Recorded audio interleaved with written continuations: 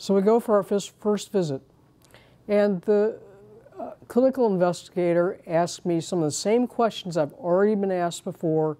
You know, what were my initial signs, and what was I experiencing now?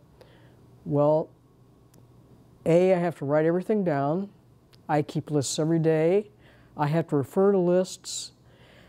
If I ever learned to work by phone, I could use that.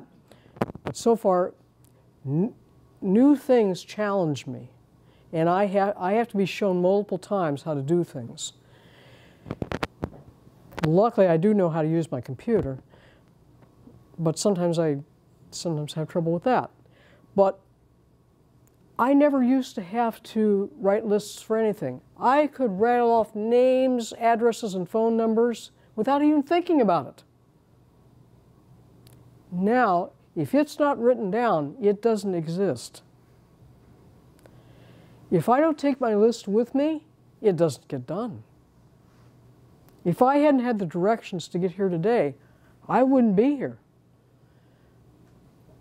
Now, most people who look at me, meet me, they don't think there's anything wrong with me.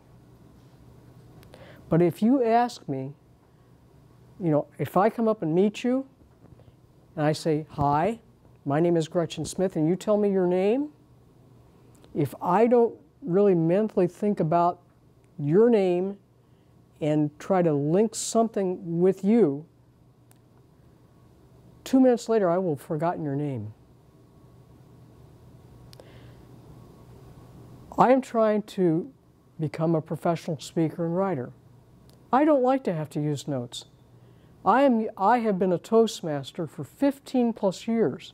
I went through the National Speakers Association ProTrack program. I have never used notes in my life. I hardly ever used a thesaurus in my 30 plus years of writing. Now, I have to go online to look for synonyms for words for what I think I want to use. That is the devastating part of my life. But for those of you who have, or know people who have early stage Alzheimer's, or even moderate to late stage Alzheimer's, or signs of dementia, I can just imagine what you must be going through. And as caregivers, you have the hardest challenge, because you are facing the individual that you love and care about, and you are watching that decline slowly.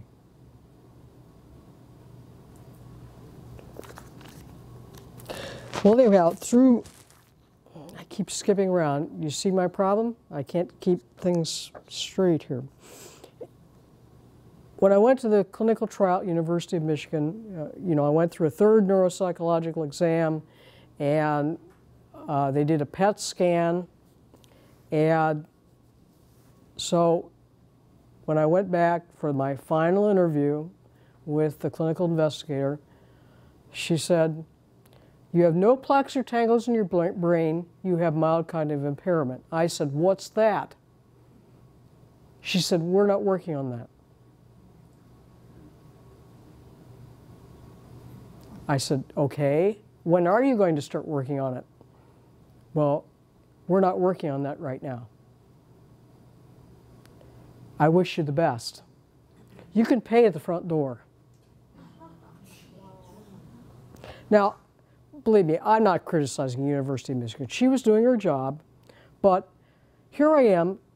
I'm leaving with the same challenges that I came in with, and I have no idea what to do with them.